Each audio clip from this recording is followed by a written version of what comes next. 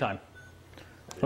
Okay, so some quick background then, since we're having our first video tutorial, I guess, at our new office that's not quite finished yet for World Freeman Society / my own organization once it gets up and running and our webmaster actually gets some stuff finished up here. But background, I know I discussed at times some of my background with you guys a little bit. But essentially for 12 years now, I think, well, longer actually, I haven't filed income taxes or paid income taxes in 17 years now.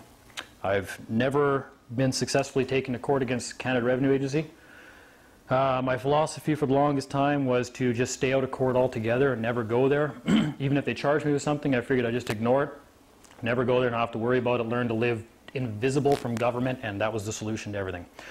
So that led me to my first court appearance, where I got arrested and was up on a couple of charges for Highway Traffic Act violations, 4 failures to appear on those charges, 2 failures to appear for fingerprinting, obstruction of a peace officer. I think there's about 9 charges altogether, and I was now in for my first court appearance unprepared because I said I was never going to go to court and I was never going to play their game.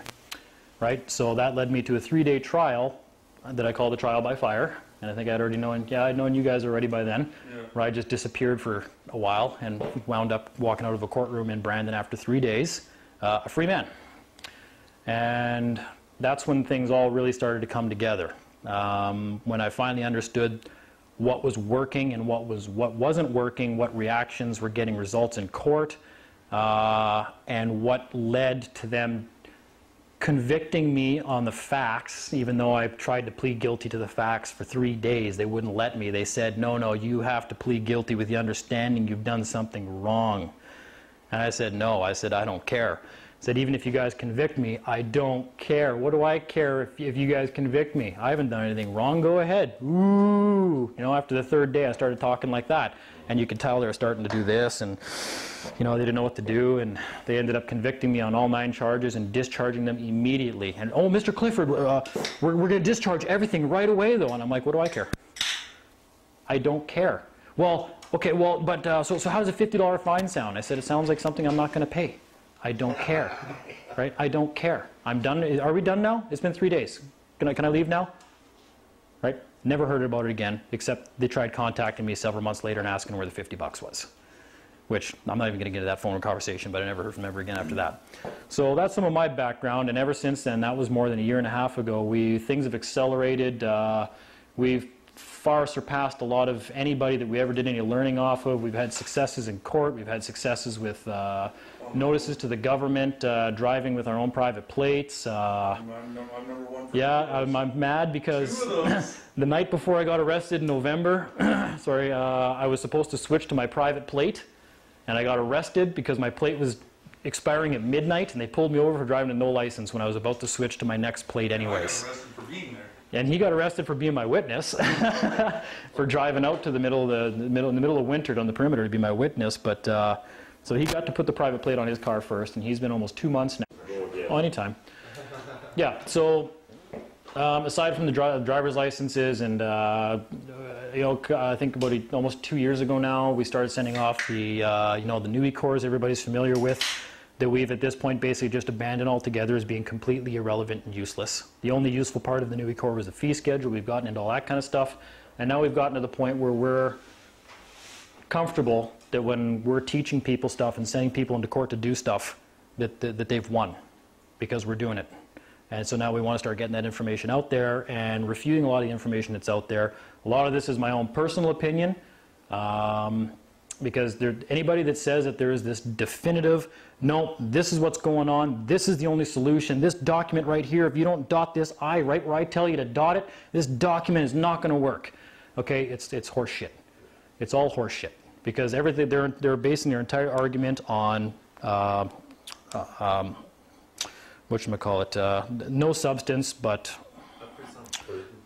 process. Thank you. That's the word I'm thinking of. Sometimes I get a bit of a brain freeze when it comes to that. So they're basing their document on its grammar, instead of what's actually being said, which is what law is. What are you actually saying? What's the substance of your document, right? And one of the problems we found is in the last couple of months when we're trying to teach people this kind of stuff is we're finding that people don't understand because they're not up to speed on the core basics of what's even going on. Everybody's been listening to 800 different gurus on YouTube, Everybody is confused as hell as to what is actually going on. It's very simple. If you're not going to play their game, you don't have to use their rules. You don't have to use their rules. It's more of, well, it's very simple. We'll go right back to basics. Everybody's obviously aware of the fact that we were created by God, wherever you believe that to be, right? So I don't care who you want to, the ancients of old, the intellectuals have all got together, agreed, something greater than us created us. They gave us inalienable rights. We were given dominion over this planet. It's ours, man. So we are man, we are a creation of God. So we'll start with that, and I'll tell you where everybody starts to get going wrong. Because I've made all these arguments in court, and I know what works, and I know what has you arrested on the spot. I've been there, I've done it. I've been arrested more times than anybody I know, including people I know that probably should be arrested on a daily basis. So this all comes from experience. So we all know that we've got the big guy up here. God. It's in the Bible, whatever God you want to believe, He created us. God created man. He gave us dominion over the earth. Right? And God gave us, we don't even want to get into that yet. So God created man. And obviously then we start to develop a society and we start to develop laws and the whole 9 yards, and we decide that we need to be able to call ourselves something other than just man, because that's all God created. He just created man. Yeah, as soon as we start, every time we start to alter ourselves from what we were created as, we start to alter our rights somewhat, right? So then I come along and I'm like, well, I want everybody to call me,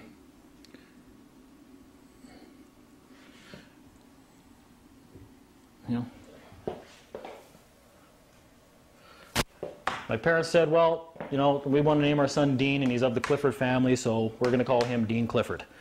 And they file the particulars of a live birth with the government.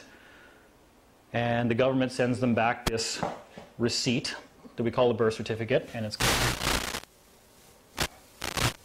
this name on it.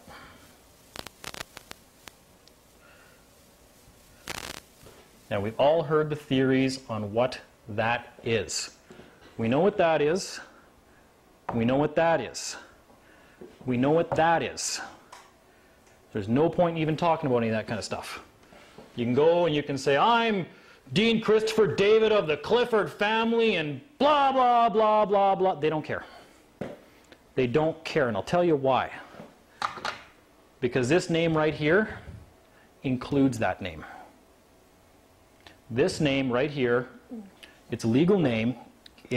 People have referred it to all sorts of things. I've heard the name legal fiction. I've heard straw man, trust, Sestake trust, Sestake v trust. I've heard every name there is out there for what this is, and nobody knows what it is. They've heard it from somebody else. Well, I read the definition of Sestake trust and blah, blah, blah, and nobody knows what it is. They try making these arguments in court. They try saying to the court, that's a trust. Right? Well, you can't prove that. You can't, what makes you think that's a trust? You could probably make a logical argument for it. You could make a logical argument, but that logic is irrelevant in court. Yeah, pretty much. Law is relevant. I've seen some real faulty logic by judges. Yeah, law is relevant in court, and there's only two forms of law, and we know what those forms of law is. There's God's law, and there's man's law. And God's law is the law where we were told what to do, and that's not open to negotiation. Man was all created equal. No man can tell another what to do, which means that any agreement between man is a contract, and that's contract law, and that's the only other form of law. So it's broken down into two, and that is it. So what is this? And what I've come to believe personally, and I know I'm right because it's worked every single time, is this is a presumption of law.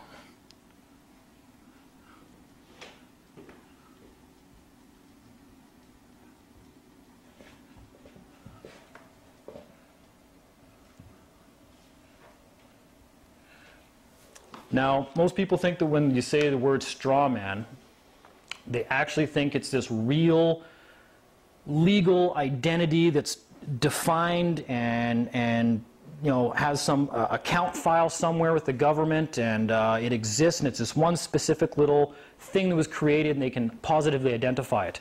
And it's not at all what this is. This is basically for anybody that fishes.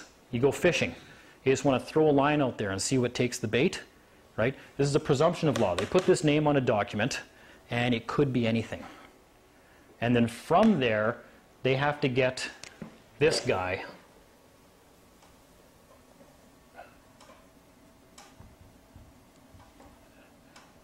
to fit himself into their presumption. And that presumption is that you're bound by one of their statutes that regulates you, which is a contract, right? So this name could be anything. This name is a person. This is a person. I've heard people say, I'm not a person because a person defined in that act is this and this and this and this. Well, you only sound like an idiot when you say you're not a person. Of course you're a person. But they redefine the word person within their own act. And that's why I say, well, I'm a person, but I'm a person as defined in Black's Law Dictionary. What definition are you using? Yeah. Oh, no, feel free to... Just a person, like, if you actually look back at the I know. ancient ancestry of the word... Persona, the whole 9 yards. Yeah, it comes from the Greek. The problem is as society evolves, we've all come to call ourselves persons, right? Right, so it's Yeah. the The modern evolution in definition. language. We act in the So capacity of a... nowadays Yeah. We do use it like that. We act in the capacity of a person. We can go back to ancient laws about where they say, well, it comes from the Latin persona and this and that, and well, I'm not a person and this and that, right? That's actually, it's an irrelevant argument. It's really irrelevant. That's why people are losing in court, just saying, I'm not a person. But that's where they screw us in the courts, because everyone's operating by the more modern definition, that the law society is working by the old definition. Yeah. If you're a person, you're a personage, you've taken an oath of fealty, or you've entered into contract. Yeah. See, but this is the problem. I can ask 100 different people, I can ask 1,000 different people what person means, and I'm going to get 1,000 different answers. So it's that argument is also irrelevant. It all comes down to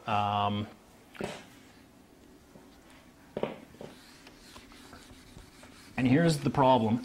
Well, it's a presumption of law that all parties involved know what they're talking about. It's a presumption of law in the terms of, and I'm trying to think of the best way to describe this because I'm not used to dealing with this. It's a presumption of law in courts deal in presumptions that until rebutted stand.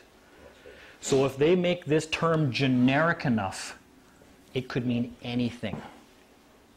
So any presumption will go. Any presumption. Because they operate on presumptions. And they need you to not rebut those presumptions. That's right. Yes. So most of them are unstated. Yeah. And you rebut. Yeah, so we all know that the man, you know, is, and then when I take it from my own name, I've capitalized it, and it's capitis diminutia minima, and then they take my family name away and they capitalize my family name only, and it's capitis diminutia media. That's a medium loss of rights. And then they create this all capital letter name that if I agree to accommodate that name, it's capitis diminutia maxima, and it's a complete loss of rights. And you can't make those arguments in court, right? If you look on bail and recognizance like forms, Yep. they have each different type in the different areas. Yeah, it's a presumption of law, so anything fits into that. Like this. You could fit into this presumption of law. It encompasses everything. So from there, you have to start and you have to work backwards and remove the presumptions, is the way you have to work in this in court, right? And they have to, once you rebut presumptions, yeah, like you're just, yeah, it's a presumption of law. Yeah. Or refute their unstated Yeah, claims. but the thing is once, if you start with a presumption of law, then you go on to identify what, you know, so you narrow down the presumption from there. And you can basically work backwards from a presumption and go all the way back to a man by rebutting contracts that don't exist. And it restores your rights automatically. So that's why everybody they think, well, no, that's not me. Well, no, actually, that could be you. But isn't it easiest just to say, you know, like if they say, is your name such and such? Well, can you prove I'm even required to have a name? Well, you are. I mean, unless you want to get locked away, if you're required, if you're gonna live in society, you're gonna have to have a name. They can't just call you man.